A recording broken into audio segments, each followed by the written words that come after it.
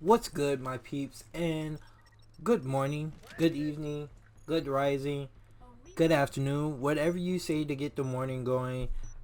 This is what I'm saying to you this morning because we have another Warface Breakout update that it brought us a, I want to say a little bit better quality of life gameplay.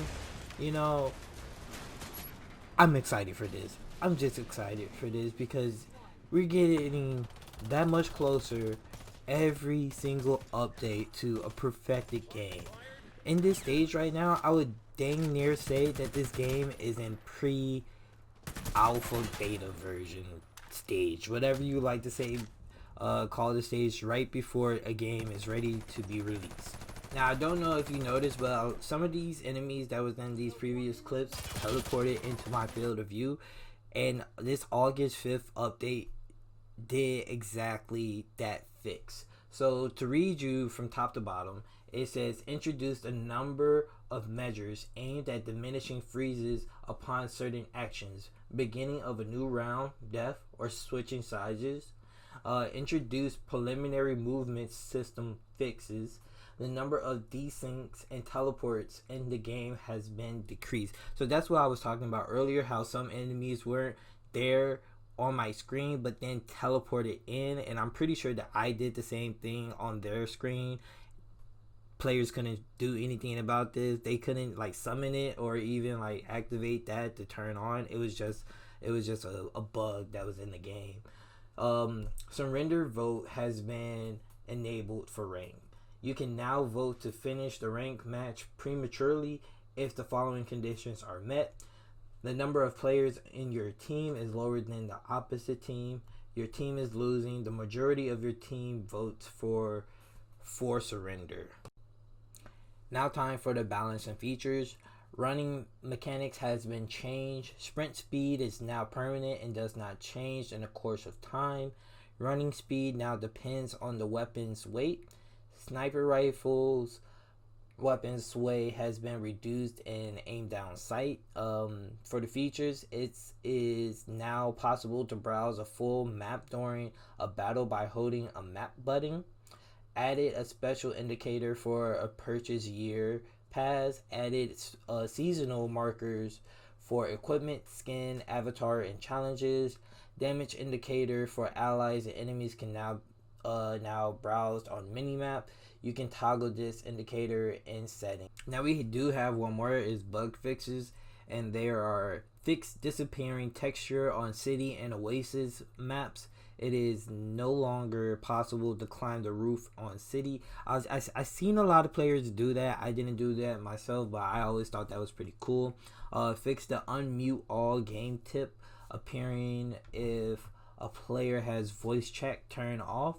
Fix the problem when it was impossible to equip items acquired after the result screen is shown.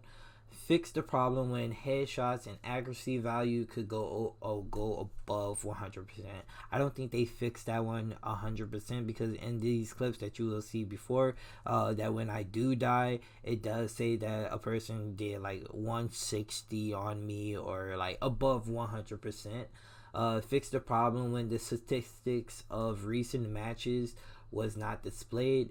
Fix the problem when the reconnection timer could disappear after the round ended. So as you can see, this was not a big quality of life game update, but it definitely was up there on the quality of life updates that they could then have gave us.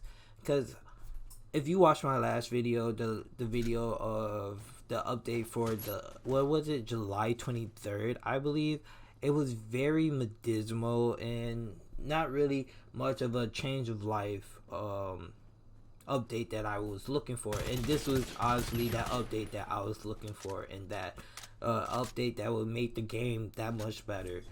It doesn't have any like stutters that much as when it first came out. And I would definitely say if you ask anybody that have been playing this game since day one, they would definitely say where the game is right now to compare to where it was back then. It's two completely different games. Two completely different games that give you way different vibes. This game feels like pristine. It's missing crisp, you know, extra finishing touches, but it's way better than what we got on the day one. I would definitely say this game is like beta version of what they should have been releasing instead of what they actually did really. And I don't know if you all noticed that in the side of the gameplay that you're seeing, it's actually showing my voice and other teammates talking to each other, so in-game chat is working. That's beautiful in itself right there, because I was saying that from like day one, if you're gonna release a game, at least have in-game chat working. If you can have in-game chat working, you can have communication. And games like this, communication is everything, especially if you're in rank and you can't use it and use in-game chat for it. It's pretty much flawed to begin with, you know. But other than that, you can see on the mini map of when my teammates are shooting and actually when they take damage, which I find really cool and innovative because I haven't seen any games do that yet. So this game is definitely in their bag, you know, when I feel they come into features and also updates that's fixing the game. All they really need right now, I would definitely say, is to smooth out the game, fix their grenades and their flashbang radius, because those are OC, and we can talk about esports then, you know? Don't you feel like it? And if you agree with me, leave your comment in the comment section below. Don't forget to subscribe and share this video with your friends, and remember to have an OBA day.